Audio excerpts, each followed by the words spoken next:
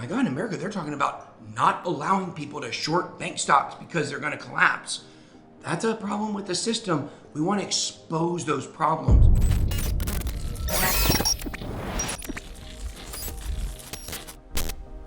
Welcome back to another fantastic episode here in the Dubai Bitget office, and we are joined by absolute crypto royalty. One of my heroes, BitBoy Crypto. There is nobody bigger, probably more controversial than yourself in the space. Welcome to Dubai. What are you doing here? What am I doing here? Well, I'm up here trying to dig up some controversy. So, no, obviously we have the Bitcoin Foundation. We're working with our project that we bought called Bitcoin. It's all about crypto adoption, and there's nowhere in the world really right now that's adopting crypto better or more than here in Dubai. So it's definitely really interesting being here, like having conversations with people and like, oh, I don't have to be concerned about the things I'm concerned about in America. It's very freeing in a sense. Certainly, there's some laws here, some different things here. The way this country works compared to the way America works might be seen as like less free. But when it comes to crypto, which is my big thing, obviously it definitely is it's very relaxing to have these conversations and not have to worry about, is Gary Gensler watching? No, I can guarantee he's not at the door today for you. So, I mean, one of the biggest things that really does stand out for me is when I watch your content and many others is the way in which you want to engage the audience to bring more users into the crypto space. Now at Bitget, there's a new commitment of $10 million over 5 years to educate young people into the space via the Blockchain for Youth initiative. Now on the back of that, my question to you, Ben, is what advice would you give to young Ben? Little Ben, what would you say to the young people out there? Yeah, little Ben. Sounds a little strange, but we're going to go with it. No. He's a rapper. It's not Little Ben, it's Lil Ben. Okay? Sorry, I do have bars. That's another story. So, I mean, very interesting. You got a book where people are writing things to the youth of America. And, like, I'm going to reiterate what I wrote. Like, for me, it's very interesting because I'm definitely an expert in crypto, but I'm also an expert on YouTube as well. And the two things, there's so much overlap between the two of them because everybody sees YouTube as a way to get rich. Everybody sees crypto as a way to get rich.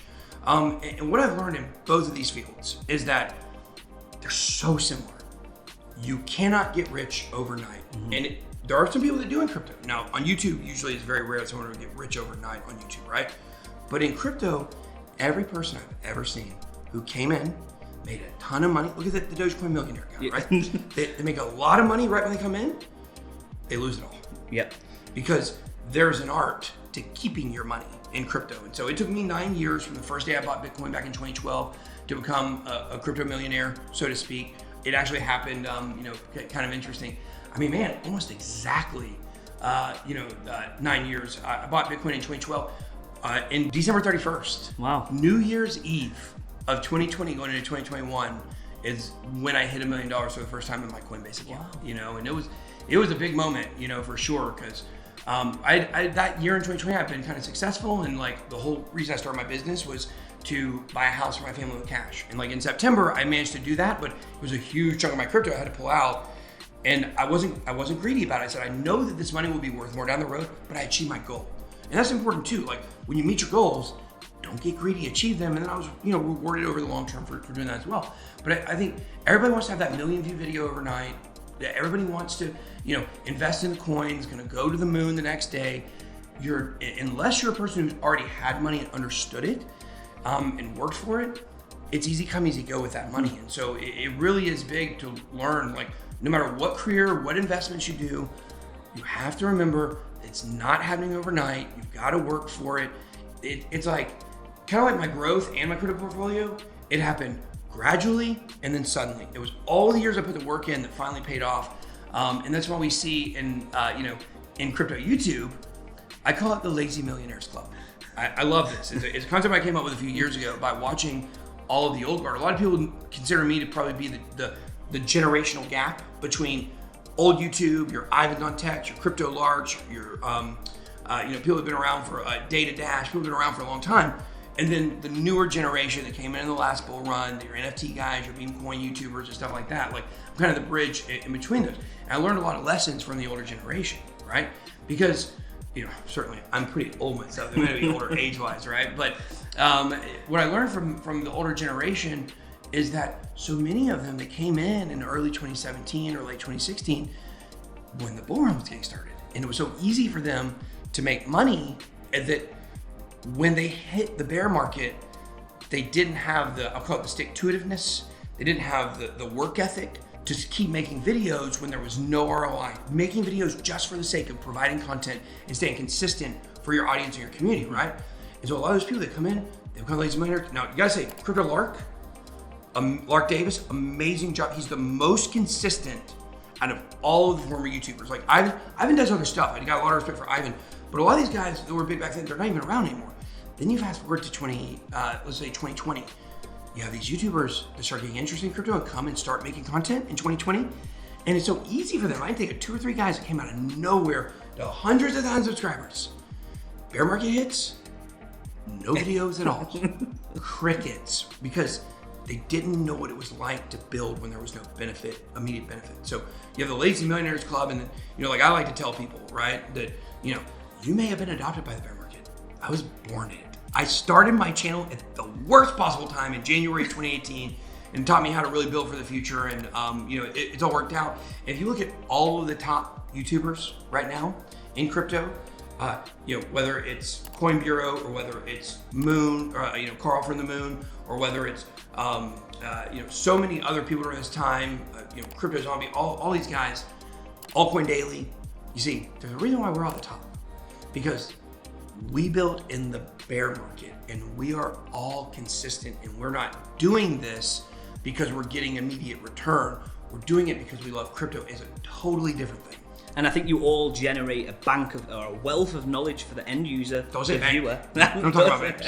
The end user is clearly getting a store of value, and that is educational content. Yeah. And educational content for many is the opening or the very first entry. Gateway drug. It is, and it gets them straight into a system of which we all love, we all enjoy, and we know it's the future. I mean, let's move it on to the future and Ben Token. Yeah. At Bitget, we are so proud to have you listed here with us. Yeah. What did that mean for you as a project owner and the future of the project? Yeah, I mean, it meant a lot. I mean, this is the first major exchange that we were on, and we've got a few others coming in the future, but we're always going to remember we were here first. And I love Bitget. Obviously, it's like, you have partners that you may do some sponsored videos with, or we don't do any coins or tokens or NFTs or anything like that, but exchanges or wallets or whatever the case may be. If you want to know, I'm sponsored by Stake.com. We love, it's a online gambling site.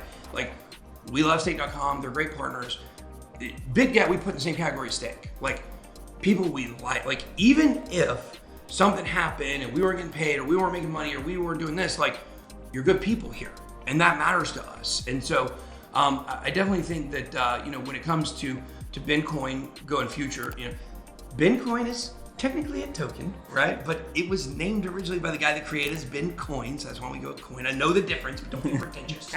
Okay, but with Bitcoin, we're all about crypto adoption. I love what you guys are doing with the initiative with the youth and blockchain. Like, I used to work with youth a lot. I love that demographic. They love me because even though I'm 40, I'm still cooler than the average old guy.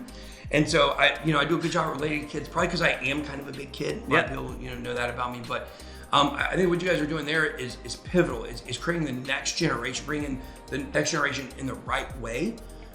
Crypto education is what we consider one of our 4 pillars. So our whole project is based off of getting adoption. We are, instead of sitting around like, adoption, when's it gonna happen? We're like, no, let's be active and cause it. Somebody's gotta do what I call create the Netscape moment, like for the internet, where all of a sudden browsing became easy. And you learned there was an internet outside of America Online. So growing up, when the internet first really started getting popular, you had an America Online disk, you thought AOL was the internet, right? There was a whole world outside of it. And the Netscape browser allowed you to discover that. Well, we're waiting for that thing in crypto that's like, what is the thing that's gonna pull people in? Mm-hmm. We like to think Bitcoin is gonna play a major role, if not be that thing, right? Because another problem we have in crypto is everybody's so tribalistic, right? Well, Bitcoin supports all crypto. Like, if you have a project and you're in crypto and you're not literally a Ponzi scheme and you're not scamming people and you have utility and use case, and like, we want to support you. How can we help you?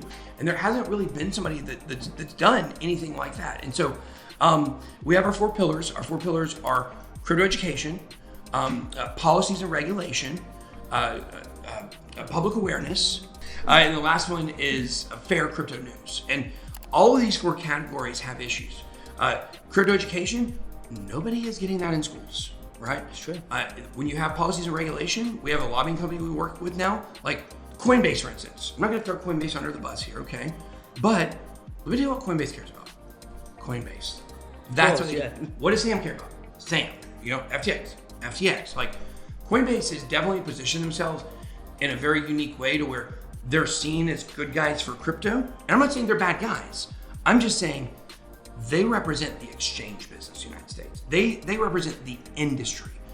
Nobody's out there representing the normal person, the retail investor. What are our rights? So that's what we're doing with policies and regulation, is trying to create an environment that's good for all traders and all people in America that want to invest and get into crypto or create a project, create a coin. Then, of course, your public awareness campaigns. We're getting ready to do a really cool billboard, New York Times, or Nice. New York Square, Times Square in New York, right? It's gonna have the Bencoin logo, right? And Ben stands for Be Everywhere Now, because it's our job in crypto to push this message and be everywhere now. Let's stop talking about the future. Let's tell people. And so we want to create these kind of provocative ad campaigns. So the one we're still waiting on final approval from NASDAQ, because that's where it's going above NASDAQ. And we've got 3 other smaller ones that are going to be in that area. But it says, short the banks, if they let you. Long on crypto. Like, those are the kind of public awareness messages we want, to where people are like, what does that mean? And then they go and they look, oh my God, in America, they're talking about not allowing people to short bank stocks because they're going to collapse. That's a problem with the system. We want to expose those problems.